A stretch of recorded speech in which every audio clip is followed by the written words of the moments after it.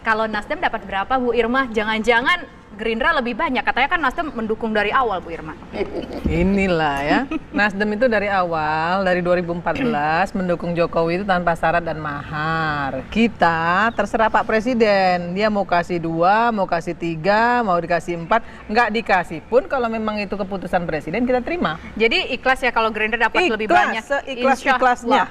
Ikhlas. Kalau itu keputusan Presiden loh. Oke, memang ada yang bukan keputusan Presiden Oh kira-kira? enggak, bisa saja kan. Kalau Presiden bilang, Nasdem kita mohon maaf, kita nggak kasih kursi, ya kita masa kita mau ngemis-ngemis, nggak mungkin kan? Tapi apakah kemudian setelah itu kita akan menjadi oposisi seperti harapannya Bung Rocky? Nah, gimana? Enggak. Bang Rocky, Saya menarik juga loh, nggak setia berharap. luar biasa, unconditional love, Bang. Kalau kayak gini Bang ceritanya. Saya juga nggak minta, pasti saya nggak minta beroposisi. Yang saya minta beroposisi itu adalah Gerindra. Nasdem saya minta konsisten, yaitu menolak Gerindra. Kan itu kimianya kan begitu. Bang, tapi Nasdem kayaknya udah legowo loh, Bang. Oke, legowo. Itu soal lain, bukan soal saya itu. Saya hanya ingin supaya ada pedoman etis dalam politik. Artinya ini tidak etis apa yang terjadi Sangat saat tidak ini? etis. Enggak, artinya gini, Bang Rocky. Artinya selama ini Oke. Bung Rocky nggak tahu ya kalau mereka sebenarnya nggak konsisten. Siapa? Gerindra Nggak konsisten. kan Anda kan dukung dia, mereka Jelas. mati-matian. Nah, sekarang saya tidak tahu, mendukung Gerindra. Kan tahu Gimana tuh. saya mendukung Gerindra? Lah terus dukung siapa? Saya dukung diri saya sendiri, saya dukung pikiran saya. Gini saya terangin ya. Prabowo kemarin. Bagaimana mau dukung Oke, saya terangin pikiran ya. Anda? Karena Anda itu kan bukan siapa-siapa, Karena itu Bos. saya terangin. Karena saya memang bukan siapa-siapa. Justru karena itu saya tidak mendukung siapa-siapa. Karena saya bukan siapa-siapa itu. Enggak bisa begitu. Posisinya Anda mendukung Gerindra. Sekarang saya terangin Publik ya. di seluruh Indonesia Oke, karena- tahu. oke, sekarang Jadi nggak bisa juga Anda Oke. katakan bahwa Anda mendukung diri Anda sendiri. saya Anda ngaku bukan nanti. siapa-siapa. Sekarang saya mau akui itu setelah keterangan saya. Dengar dulu ya. Saya mengajukan judicial review ke Mahkamah Konstitusi karena saya nggak setuju Jokowi versus Prabowo. Jadi dari awal posisi etis saya adalah tidak terhadap dua ini karena tidak cukup buat demokrasi. Poin itu pertama dulu ya. Karena itu saya beroposisi itu. Saya beroposisi pada Jokowi dengan dasar membatalkan kedunguan. Prabowo beroposisi dengan maksud memperoleh kekuasaan. Lain motifnya. Jadi saya nggak mendukung Gerindra. Bagaimana caranya coba? Kalau dari awal saya tidak ingin dua-duanya. Gimana? Bagi Karena saya otak- ingin sampaikan kepada Anda. Apa? Anda bicara, Anda beroposisi karena kedunguan. Memangnya Anda pikir Anda lebih pintar dari Jokowi? Anda Jauh lebih lebih- dungu dari Jokowi. Bahkan Anda dengan- lebih dungu dari orang yang paling dungu di Indonesia. Baik, ditahan dulu. Kita disaksikan masyarakat, jutaan masyarakat Indonesia. Memang. Kita Saya- harus kontrol emosi dulu saya di mau- sini, mau Ibu ini, Irma. mau- Oke, kita tengahi dulu. Silakan Bang boleh Farid. ngomong. Kita saya tahan pendengar, dulu, saya kita pendengar. tahan dulu, Ibu Irma. Kita tahan dulu, kita cooling down dulu, Ibu Irma. Bang Fahri Ya, gimana? saya mau baca doa dulu nih. Jadi gini, saya Iya, oke. Sudah selesai ya. ada Kita harus persoalan memberikan rumit. contoh yang baik kepada pemirsa. Jadi gini. Kita dengar dulu, Bu Irma, sabar Bentar dulu, ya. Bu Irma. Jadi ada persoalan rumit yang tidak bisa kita sederhanakan juga. Concern dari Pak Jokowi itu tentang manajemen politik itu memang ada teorinya. Jadi ada Scott Manwaring membuat studi tentang presidensialisme dan multipartisme yang di mana-mana, terutama di negara Amerika Latin itu gagal. Sebenarnya politik kita ini dalam keadaan kemungkinan gagal. Karena mengelola presidensialisme dengan multipartisme itu tidak berjodoh dia. Oke. Jadi presidensialisme itu harusnya seperti di Amerika. Hanya dua partai. Dia hanya bisa dengan bipartai, hanya 2 partai. Dengan 2 partai itu nanti begitu presidennya menang dari Partai Demokrat, maka Republikan otomatis dia menjadi oposisi kepada calon Partai Demokrat. Nah di kita ini ada persoalan karena presiden kadang-kadang yang menang ini nggak punya partai. Pak SBY waktu itu pernah menang. Dia belum punya partai, baru pertama Partai Demokrat menang sekitar 8%.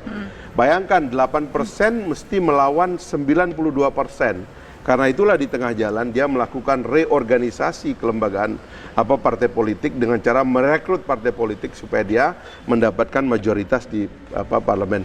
Dari awal saya menentang sebenarnya pandangan ini sebab di dalam presidensialisme sebenarnya presiden tidak berkoalisi dengan partai politik. Dalam presidensialisme presiden berkoalisi dengan rakyat yang memilihnya, karena rakyat yang memilihnya. Berbeda dengan parlamentarisme. Dalam parlamentarisme, seorang pemimpin itu apakah namanya Perdana Menteri atau Presiden, dia dipilih oleh parlemen, sehingga sebenarnya dia berkoalisi dengan parlemen. Kalau dia mayoritas, dia menjadi the ruling majority, kalau dia minoritas, itu menjadi oposisi. Nah, makanya di dalam parlamentarisme lah muncul istilah oposisi. Tapi begini, saya ingin nangkap maksud baiknya dulu. Tapi kalau maksud baik ini tidak bisa disampaikan secara baik, inilah yang kemudian dibaca oleh orang sebagai kong kali kong elit. Yang terjadi saat ini yang emang dibaca sekarang, dan seperti makanya itu. saya terus terang agak menyesalkan sikap PKS. Harusnya PKS menjelaskan yang benar. Bukan kemudian seolah-olah dia nggak menjadi bagian dari desain koalisi ini, desain rekonsiliasi ini. Padahal di dalam penetapan Undang-Undang MD3, falsafah dari diadakannya 9 wakil parpol di dalam wakil MPR itu adalah karena rekonsiliasi. Nah, kita sekarang kemudian harusnya kalau sudah begini, oke, kalau sudah begitu, sekarang bagaimana kekhawatiran Bung Rocky? Yang dikhawatirkan Bung Rocky adalah tiba-tiba pimpinan parpol ini kongko-kongko duduk, dia mentorpedo seluruh kehendak rakyat. Karena kemudian dia melahirkan anggota DPR yang lemah, yang tadi itu Bu Irma aja mengkhawatirkan. Sekarang ke depan kita harus fokus kepada parlemen. Anggota parlemen kita harus kita perkuat, undang-undangnya harus menjamin bahwa anggota DPR itu pilihan rakyat, bukan pilihan parpol. Nah, itulah yang akan menjamin orang tuh ngomong, tidak gampang diintervensi. Itu yang sebenarnya pengen kita lihat gitu loh. Saya terangin satu hal ya. Nanti kita tenang dulu. Kita ke Bung Rocky dulu, nanti kita ke Bu Irma.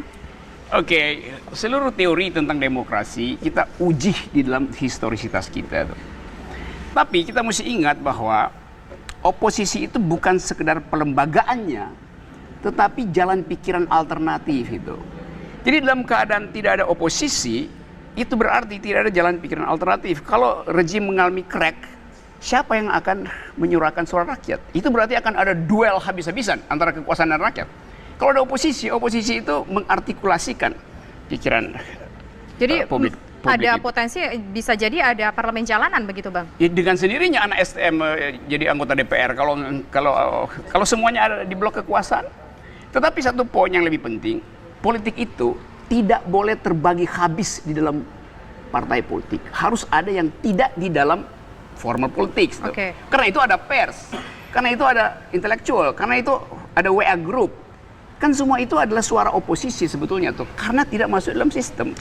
Jadi jangan kecilkan arti oposisi sekedar partai yang berbeda paham itu.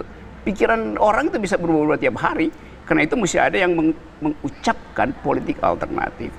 Nah, yang terjadi sekarang adalah koalisi antara dealer, bukan antara leader. Leader itu dia pikir konsepnya tuh.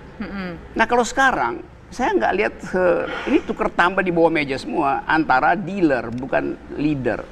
Jadi kita perlu leadership, tapi yang terjadi ada dealership. Tidak ada leadership. Tidak ada leadership. Kalau leadership dia berani ambil posisi saya oposisi.